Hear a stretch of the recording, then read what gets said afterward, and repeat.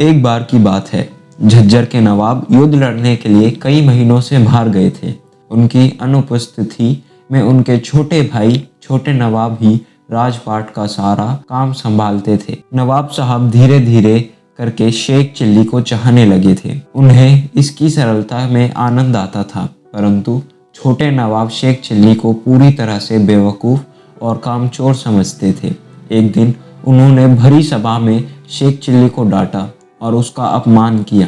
एक अच्छा आदमी बताए हुए काम से भी कहीं ज़्यादा काम करता है और एक तुम हो जो सरल काम को भी ढंग से नहीं कर पाते।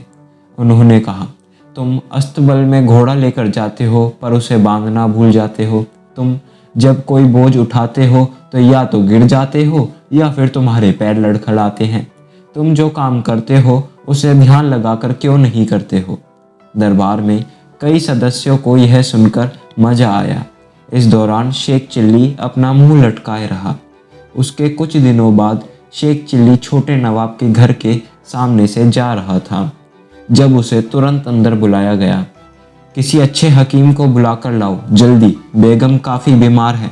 जी सरकार, शेख चिल्ली ने कहा और आदेश का पालन करने में फटाफट लग गया।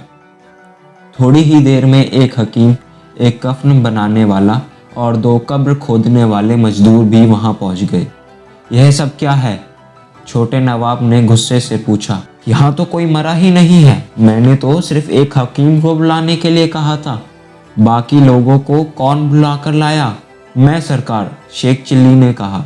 आपने ही तो कहा था कि एक अच्छा आदमी बताए गए काम से भी बहुत ज़्यादा काम करता है, इसलिए मैंने सभी संभावनाओं को ध्यान में रखते हुए यह कदम उठाया। अल्लाह करे कि आपकी बेगम साहिबा जल्दी से ठीक हो जाए, पर हारी बीमारी में क्या हो जाए यह किसी को नहीं पता।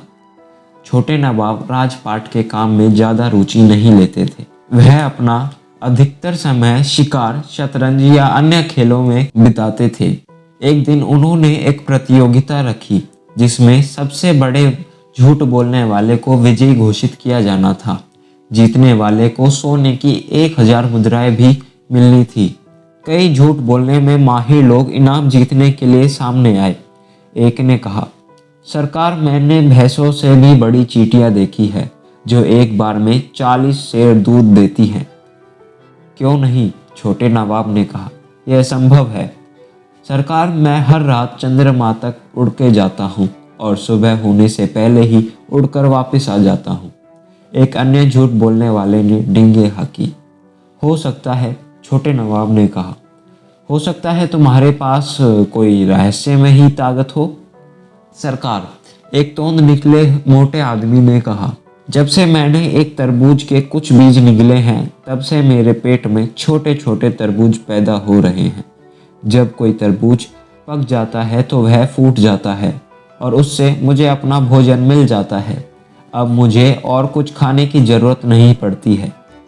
तुमने किसी ताकतवर तरबूज के बीज निकल लिए होंगे। छोटे नवाब ने बिना पल के झपकाए कहा।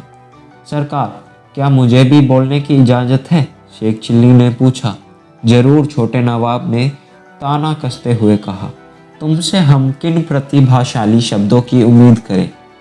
सरकार, शेख चिल्ली ने जोर से कहा, आप इस पूरे राज्य के सबसे बड़े मूर्ख आदमी हैं। आपको नवाब के सिंहासन पर बैठने का कोई हक नहीं है। पूरी राजसभा में सन्नाटा छा गया। तब छोटे नवाब चिल्लाए, पहरेदारों, इस नाचीज को गिरफ्तार कर लो। शेख चिल्ली को पकड़ा गया और खींच कर लगाया। निकम्मे, बेशरम, छोटे नवाब का गुस्सा उबल कर बाहर निकला। तुम्हारी यह जुर्रत कैसे हुई? अगर तुमने इसी वक्त हमारे पैरों में गिरकर माफ़ी नहीं मांगी तो तुम्हारा सिर धड़ से अलग कर दिया जाएगा। पर सरकार, शेख चिल्ली ने विरोध जताते हुए कहा, आपने ही तो कहा था कि आप दुनिया का सबसे बड़ा झूठ सुनना चाहते हैं। फिर वो निष्पक्ष भाव से छोटे सरकार को देखने लगा। जो मैंने कहा, क्या उससे बड़ा कोई और झूठ हो सकता है? छोटे नवाब को समझ में नहीं आया कि क्या करे। क्या शेख चिल्ली अब झूठ बोल रहा है या वह पहले झूठ बोल रहा था? शेख चिल्ली इतना बेवकूफ़ नहीं था जितना छोटे नवाब उसे समझते थे। छोटे नवाब धीमे से हंसे और उन्होंने कहा, शाबाश, तुम इनाम जीते। सब लोगों ने शेख चिल्ली की अकल को सराहा। वह शान से 1000 सोने की मुद्राएं लेकर घर गया। छोटे नवाब चाहे थोड़े बेवकूफ़ हो, परंतु वह दिलदार हैं, शेख ने सोचा। अगर आपको हमारी यह वीडियो पसंद आई हो तो चैनल को सब्सक्राइब करें, बेल आइकन दबाएं और वीडियो को शेयर करना ना भूलें। धन्यवाद।